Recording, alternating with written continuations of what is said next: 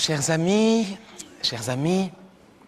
je suis très heureux de vous souhaiter la bienvenue en notre réunion hebdomadaire des alcooliques anonymes. D'abord, vous dire que des violences, on en a tous les jours, toutes les nuits. En moyenne, ces jours derniers, il y avait entre 1500 et 1700 personnes mobilisées dans le cadre du mouvement dit des Gilets jaunes. Alors ce soir, c'est avec joie et responsabilité que je vous demande d'accueillir un nouveau membre.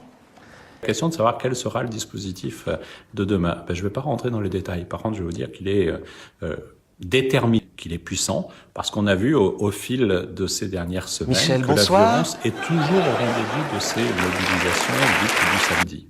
Est-ce qu'il y aura un changement du mouvement et ce qu'on a pu voir à partir du 8 décembre, avec notamment la présence de blindés? Est-ce qu'il y aura des... Bonsoir Michel.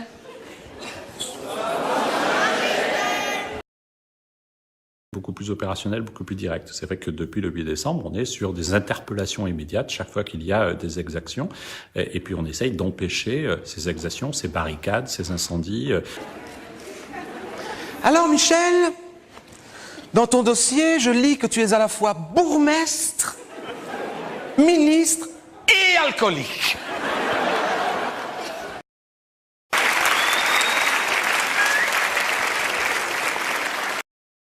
Dans cette ces ville, braquages, ces cassages qu'on a connus, et donc le schéma a changé. Il changera encore demain, mais je ne vais pas rentrer dans les détails. Ce qui jusqu'ici, tu en conviendras, me semble assez cohérent, pour ne pas dire inévitable. On aura l'occasion de revenir un peu plus en détail sur certains points que vous évoquez, mais 14h10, nous sommes en direct sur Brut pour un entretien exclusif avec le ministre de l'Intérieur, Christophe Castaner, qui durant les prochaines minutes va répondre à mes questions. Cela dit, Michel, je suis inquiet car, à la question préalable à toute inscription chez nous autres, 9 des Gilets jaunes, est-ce que vous pouvez nous parler aussi les vôtres? On vous invite dans les commentaires à poser vos questions dans l'esprit le plus constructif possible de ce live. Et puis, des questions qu'on a pu également recueillir, vous nous avez envoyé depuis hier, depuis l'annonce de ce live, on vous a lu, et on a remonté donc certaines questions qu'on va poser donc au ministre de l'Intérieur depuis son bureau. Merci d'avoir accepté notre invitation, Monsieur Castaner.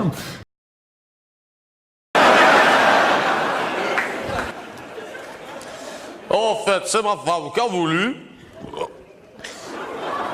Car pour ma part, je ne me sens absolument pas concerné. Car alcoolique, oui, bon, d'accord. Peut-être un petit peu, allez. Le préfectoral serait pris pour interdire la manifestation. Certains disent que c'est une entrave à la liberté de manifester. Qu'est-ce que vous leur répondez? D'abord, il n'y a pas de manifestation demain à Bourges. Parce que je vous rappelle qu'en France, on est dans un système assez simple, où ça n'est pas l'État qui autorise les manifestations, mais on demande une chose assez simple. Si je veux manifester, je déclare que je vais manifester. Et du coup, j'assume un peu ma responsabilité, parce que c'est assez facile de dire « je vais descendre dans un quartier et je vais tout casser ». Bon, on est en France, dans un pays où il y a des droits et il y a des devoirs, et notamment celui de la responsabilité. Et donc, il ne...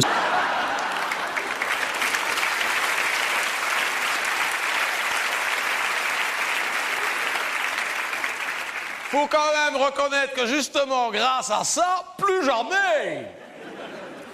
certes Michel, on peut dire que l'alcool fait malheureusement partie intégrante de ta vie professionnelle.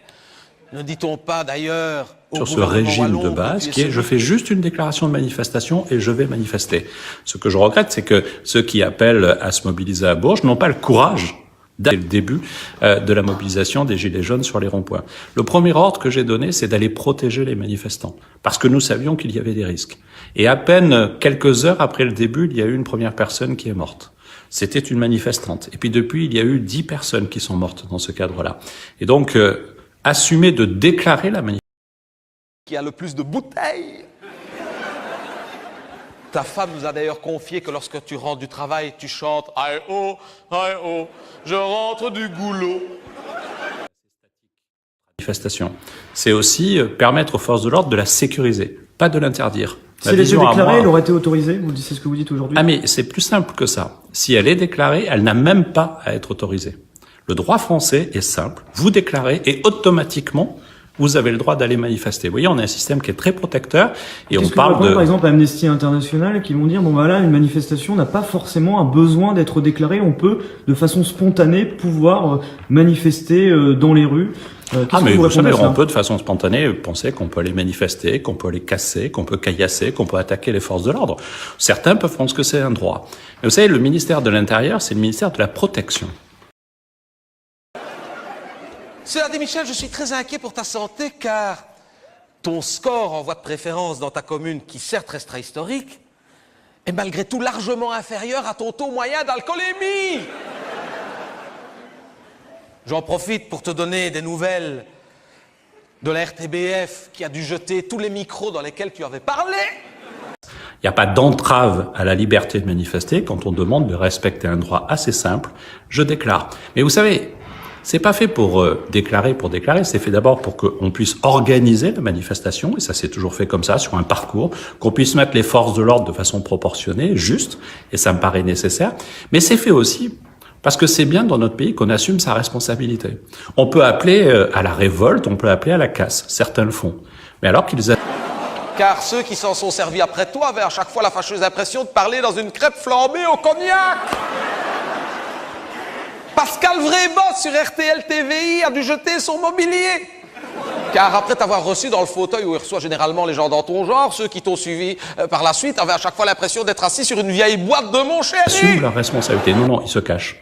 Ils se cachent derrière l'anonymat, ils se cachent derrière les attaques nocturnes qu'on a régulièrement sur les institutions, sur la mise en cause des journalistes de façon systématique, mais toujours dans l'anonymat.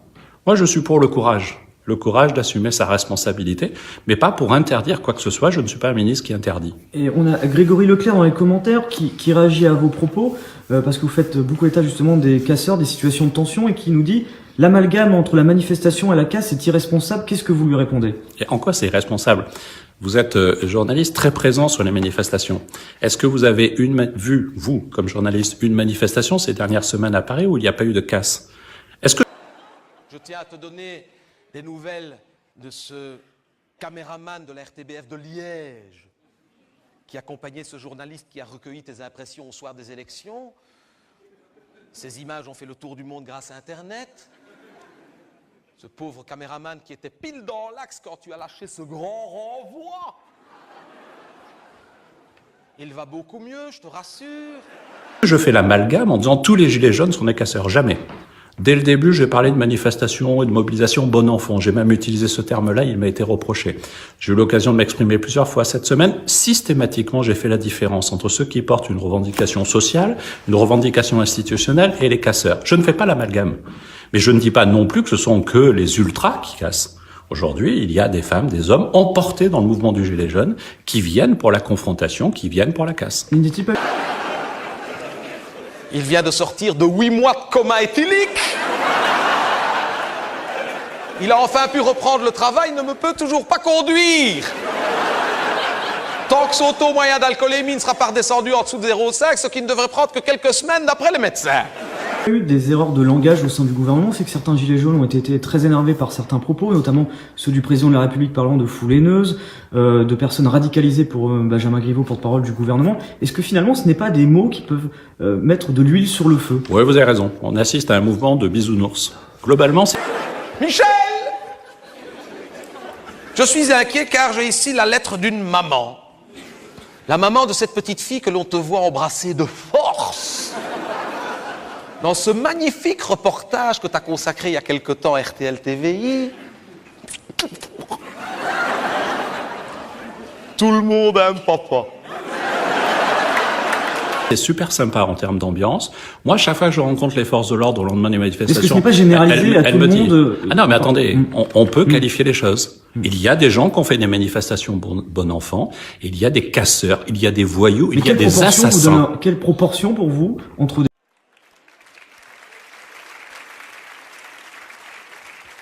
J'ai une question, Michel. Avait-elle le choix? Je te lis la lettre de sa maman. Monsieur le ministre. Oui, il saute serein. Sandra va beaucoup mieux, merci. Sachez malgré tout qu'après avoir reçu le coup d'haleine violemment envoyé en voulant absolument lui donner une grosse baisse de force, la petite, qui ne se sentait pas bien, mais alors pas bien du tout, s'est vue diagnostiquer une cirrhose précoce. Il faut inverser la question.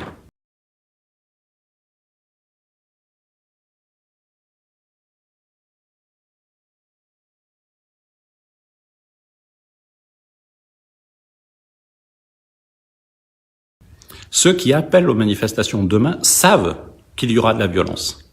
Et donc, ils ont leur part de responsabilité. Que les choses soient claires. Au début, on pouvait dire, oui, mais il y a des gens qui sont venus dans le groupe et qui ont cassé, c'est pas nous, on porte pas ça. Demain, je le dis, ceux qui viennent manifester dans des villes où il y a de la casse qui est annoncée savent qu'ils seront complices de ces manifestations-là.